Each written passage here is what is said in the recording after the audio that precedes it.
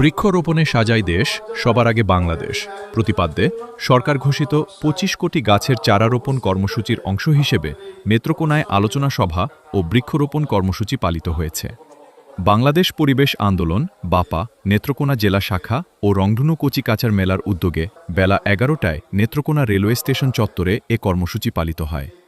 বাংলাদেশ পরিবেশ আন্দোলন জেলা শাখার আহ্বায়ক ইকবাল আহমেদের সভাপতিত্বে ও জেলা ক্রীড়া সংগঠক হেদায়েত উল্লাহ রুমিনের সঞ্চালনায় আলোচনা সভায় স্থানীয় সংসদ সদস্য ডাক্তার মোহাম্মদ আনোয়ারুল হক, জেলা পরিষদ প্রশাসক অ্যাডভোকেট নুরুজ্জামান নুরু, বাপার সদস্য সচিব শহীদুল ইসলাম ছোটন, জেলা যুবদলের সাবেক সভাপতি শাহাবুদ্দিন রিপন সহ অন্যরা বক্তব্য রাখেন।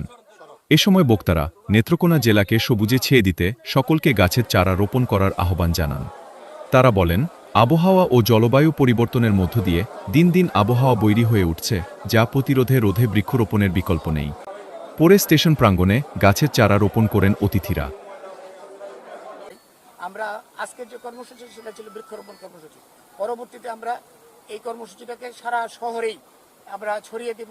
আমাদের পরিকল্পনা আছে সারা উপজেলাতে আমরা যেন বৃক্ষরোপণ কর্মসূচি পালন করতে পারি। পাশাপাশি নেত্রকোনায় যে সমস্ত নদী নালাগুলি আছে সেই নদী নালাগুলির যে দূষণ, সেই দূষণের কারণ এবং এই দূষণ প্রতিরোধে কী করণীয়, আমরা সুশীল সমাজের প্রতিনিধি নিয়ে এরকম একটি কর্মশালার আয়োজনের মাধ্যমে আমরা নীতি নির্ধারণী পর্যায়ে স্মারকলিপি দেওয়ার পরিকল্পনা রয়েছে। ইতিমধ্যে এই কর্মসূচি বাস্তবায়ন হইলেও আমরা একদম এখন গ্রাসরুট লেভেলে সব করতে পারছি না, আমরা শুরু করেছি।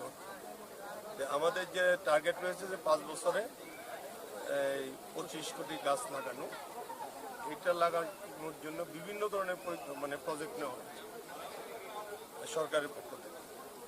আমি যেটা বলেছি এটা হলো যে আমাদের দলের যে সমস্ত নেতাকর্মীরা আছে তারা যদি প্রত্যেকে একটা করে লাগায়, তাহলে আমাদের প্রত্যেকটা জেলা কমিটি আছে, উপজেলা কমিটি আছে, পৌর কমিটি আছে, অঙ্গ সংগঠন কমিটি আছে, তাহলে দেখা যাবে যে বিপুল সংখ্যক আমার যে টার্গেট আছে। তারপরে আবার স্টুডেন্টদের জন্য আলাদা কর্মসূচি আছে, বিভিন্ন পেশার লোকজনের জন্য আছে।